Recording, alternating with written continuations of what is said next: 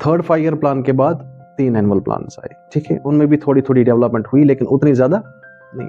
उसके बाद चौथा 5 ईयर प्लान हो, कब से कब तक, 1969 से लेके 1974 तक। इसमें भी जो प्लान अभी नहीं लिखना है, इसमें जो प्लान का ऑब्जेक्टिव था वो था यही कंसोलिडेशन, कि आपकी एग्रीकल्चरल प्रोडक्शन जो हुई उसकी कंसोलिडेशन करना, मजबूती के साथ उसको बढ़ाना है, मजबूती के साथ। दूसरा अनएम्प्लॉयमेंट कम करना, पॉवर्टी कम करना, रूरल डेवलपमेंट करना है। क्या करना है? रीजनल इम्बैलेंस जो हुई थी उनको दूर करना है। अब सबसे इंपॉर्टेंट चीज है, सबसे बड़ी इंपॉर्टेंट चीज, जब आपके पास पैसा होगा ना तभी आप सब चीजें करोगे। और फार्मर्स को अगर प्रोडक्शन बढ़ानी है, एग्रीकल्चर, उनको लोन्स भी चाहिए, कौन देगा उनको?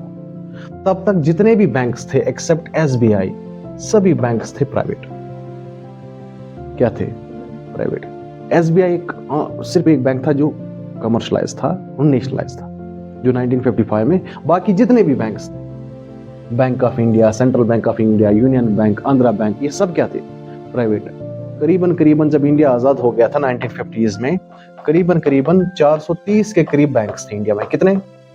और ये सभी प्राइवेट थे, गवर्नमेंट बैंक्स। अब इनमें से बहुत सारे बैंक्स मर्ज किए गए, बहुत सारे बैंक्स की लाइसेंस रद्द कर दी गई, क्योंकि वो बैंकिंग जो क्राइटेरिया है वो उस पर फुलफिल नहीं करता, और बचे कुछ गिने चुने। अब उन गिने चुने में भी वो बैंक्स प्राइवेट थे एक्सेप्ट एसबीआई। 1969 ये प्लान जब शुरू हुआ था, शुरुआत के दौरान ही इंदिरा गांधी ने 14 बैंक्स को नेशनलाइज किया। क्या किया? 14 बैंक्स को। अब वो अंडर गवर्नमेंट सिक्योरिटी आ गई, आरबीआई के अंडर आ गए। पहले भी आरबीआई के अंडर थे लेकिन अब नेशनलाइज हो गए, अब वो पब्लिक सेक्टर बैंक्स बने।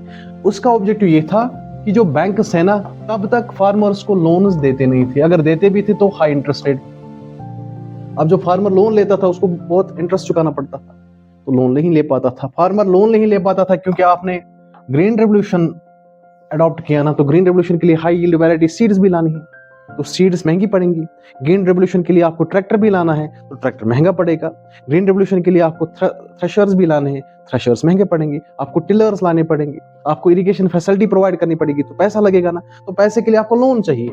अब अगर आप प्राइवेट बैंक ही रखोगे तो प्राइवेट बैंक में लोन तो मिलेगा लेकिन हाई इंटरेस्ट रेट पे, उतना अफोर्ड। तो गवर्नमेंट ने सबसे पहले कि इस ग्रीन रेवोल्यूशन को सक्सेसफुल बनाने के लिए हमारे पास जो बैंकिंग क्रेडिट होना चाहिए, जिसको क्या कहते हैं? Banking credit. ये बैंकिंग क्रेडिट जो होना चाहिए that should be easily accessible to the farmers. आप समझ रहे मेरी बात? क्या होना चाहिए? Easily accessible. और कमर्शियल बैंक्स को ये गाइडेंस दी गई कि आप क्या करोगे, आप अपनी लोन्स में से एक इंपॉर्टेंट टर्म रहती है, इसको कहते हैं priority sector lending.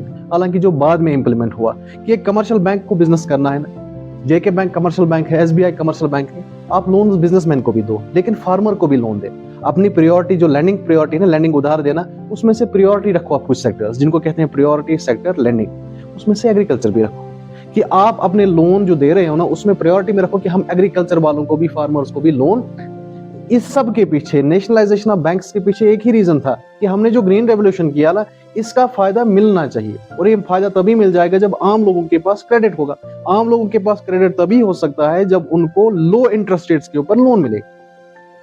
Free loans की बात नहीं है, लो इंटरेस्ट। और लो इंटरेस्ट तभी दे सकते हैं जब वो बैंक्स गवर्नमेंट के कंट्रोल में होंगे। अगर वो प्राइवेट होंगे तो गवर्नमेंट थोड़ी उनका डायरेक्शन दे सकता है कि आप लोन्स दे दो at low rates, it would be the government banks. इसलिए ये किया इन्होंने कि सबसे पहले जो बैंक्स थे उनको नेशनलाइज किया। 14 बैंक्स को 1969 में किया, तब भी इंदिरा गांधी प्राइम मिनिस्टर थी। और 1980 में 6 और बैंक्स को किया, तब भी प्राइम मिनिस्टर कौन थी? इंदिरा गांधी। बैंकिंग क्रेडिट ताकि फार्मर्स तक पहुंच जाए और उनके लिए इजीली एक्सेसिबल जाए। क्यों जरूरी था? ये जो 4th 5 ईयर प्लान था ना, it was based on Gadgil formula, Gadgil योजना।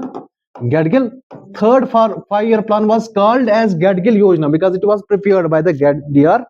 4th 5 year plan was based on Gadgil formula. अब इस 4th 5 ईयर प्लान में ऑब्जेक्टिव्स क्या थे? एक तो कंसोलिडेशन करना है एग्रीकल्चरल प्रोडक्शन, सेल्फ रिलायंस और बढ़ाना है, अनएम्प्लॉयमेंट रिड्यूस करनी है। एक और चीज थी, इसमें शुरू हुआ था क्योंकि ड्रॉट्स हुए थे ना 3rd 5 ईयर प्लान में, 1966 में भी ड्रॉट्स थे, 65 में, तो drought prone area development programme शुरू हुआ।